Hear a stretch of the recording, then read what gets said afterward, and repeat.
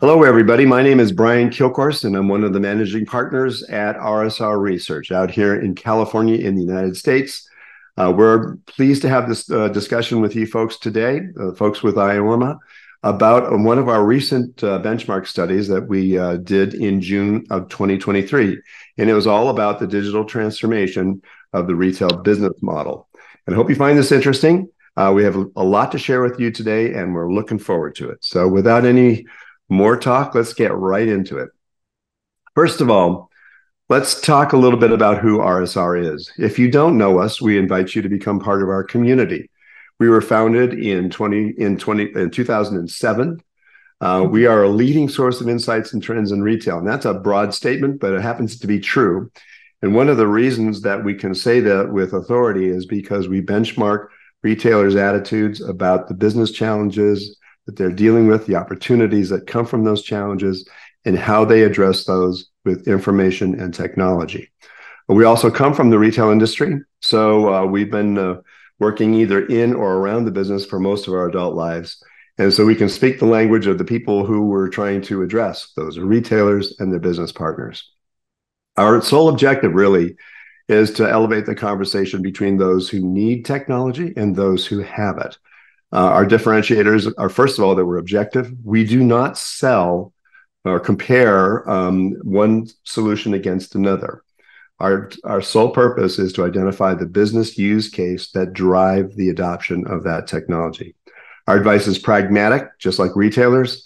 Our purview is kind of the next 12 to 18 months. We don't do 5-year strategic visions because nobody knows what's going to happen in 5 years anyway. So we talk in the same time frames that retailers do.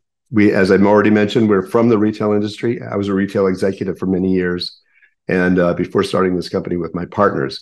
And we have something approaching 200 benchmark studies since our inception. And we use that data to trend retailers' attitudes about those challenges and opportunities and the technologies that address those. So if this is interesting to you, I want you to know that all of our research is free to you. All you have to do is jump onto our website, and you can have access to any and all of it. And we do not sell your name to other research companies or advertising agencies or anything else. All we ask is that you identify yourself, and then you can download all the research that we have at our fingertips. So that's who we are. We use a methodology that we call the BOOT methodology. Sounds very simple, but it has some interesting complexities in it. The first is the B, and that's the business challenges. These are external drivers that cause retailers and their business partners to decide to address a set of issues with information and technology. They're always from the outside. So, for example, climate change is a business challenge. Geopolitical issues are business challenges. Competition, consumer attitudes, those are all business challenges. And we dive into those and to try to understand what of those business challenges are causing retailers to address a particular set of problems. From challenges always come opportunities, and business overperformers that we call retail winners are very, very good at flipping a challenge into an opportunity. They address things opportunistically so that they can essentially create another competitive wedge between them and who they're fighting against in the marketplace. If you know what the challenges and the opportunities are, then the question is, why don't you do something about it? And those we call organizational inhibitors. Organizational inhibitors, or you might think of it as the enemy within, or roadblocks.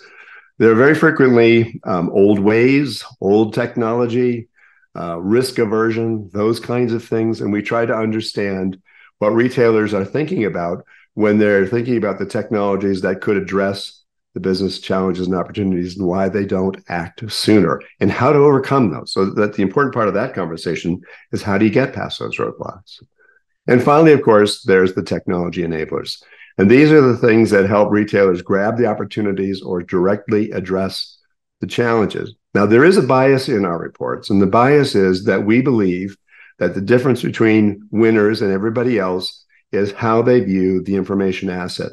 And we have found consistently that retail winners view information as a strategic asset to essentially to further position in the marketplace, where average and underperformers consistently view information tactically, essentially to control costs, those kinds of things. So there's a big difference between them, and we'll talk about that in this report. I've already talked about retail winners, so I won't belabor that point. The important point there is they don't just do the same things that others do better. They actually think differently. And we tease that out of the data, and we turn those into recommendations.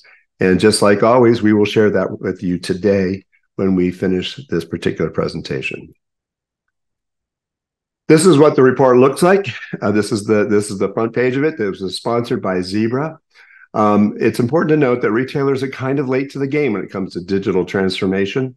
They don't have the time to do a wall-to-wall redesign of all their operations on either the selling side or the shopping side of their businesses.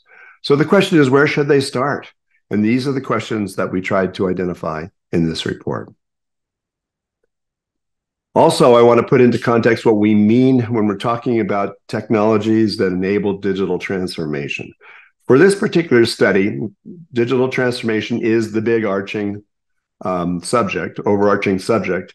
And within that, there are technologies that are broadly categorized as Internet of Things technologies.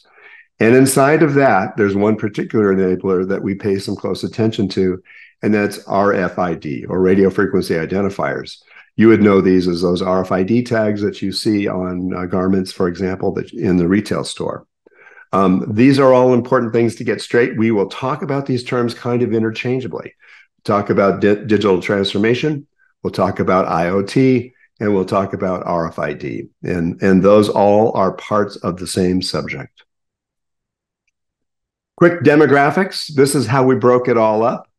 This is in US dollars. You can do the translations yourself, but we wanted to get a broad spectrum of by size, by performance, by retail vertical, and we'll describe those in a second, and which markets they serve.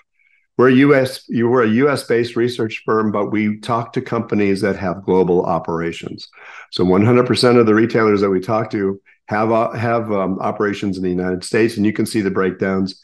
Canada, Latin America, UK, and Europe are the other markets that are interesting, and a little bit of a presence in Asia Pacific. We're kind of underrepresented there in the Middle East and Africa. Now back to the verticals for just a second. Fast-moving consumer goods we think of as grocery, chain drugstores, and convenience stores. Apparel, footwear, and accessories, that's fairly self-explanatory. And hard goods, you'd think of those as both furniture stores, you could think of those as hardware stores and things like that. General merchandise are the big box stores. You've got them in your country, we have them in ours. In the United States, it might be Walmart. And brand manufacturers, the small smattering, and we group those in this report with the apparel, footwear, and accessories people. So we have a good representation across the entire spectrum of retail. We have an overrepresentation of retail winners. That's been a problem we've been having in our benchmarks over the last couple of years as retailers have come out of COVID. Some of their year-over-year comps are astounding. We expect that to settle down in the next couple of years, but others are enjoying a real resurgence. Others are falling beneath the wheel, and we want to tease out those behaviors regardless.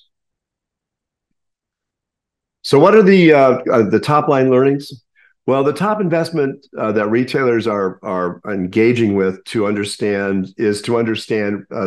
consumers' new digital plus physical shopping behaviors. One of the things that happened during the COVID pandemic is that the percentage of customers that started their shopping journeys in the digital space, even when they intended to complete them in the store, skyrocketed. Google now estimates that 60-something%, I think it's 62% of all shopping journeys throughout the entire industry begin in the digital domain. Now, a certain percentage of those end up being direct to consumer. You get delivery directly to your door. Others are buy online, pick up in store. They call that BOPUS in the United States, but you might think of them as click and collect in the UK. The same process where the order is cut digitally and is fulfilled in the physical place. This has jumped to a huge part of the business, and it has changed what's happening both in the digital domain and in the stores. So retailers are really trying to pay attention to that so that they can optimize it, make the right offerings to consumers at the right time, and do it within the cost structures that they have.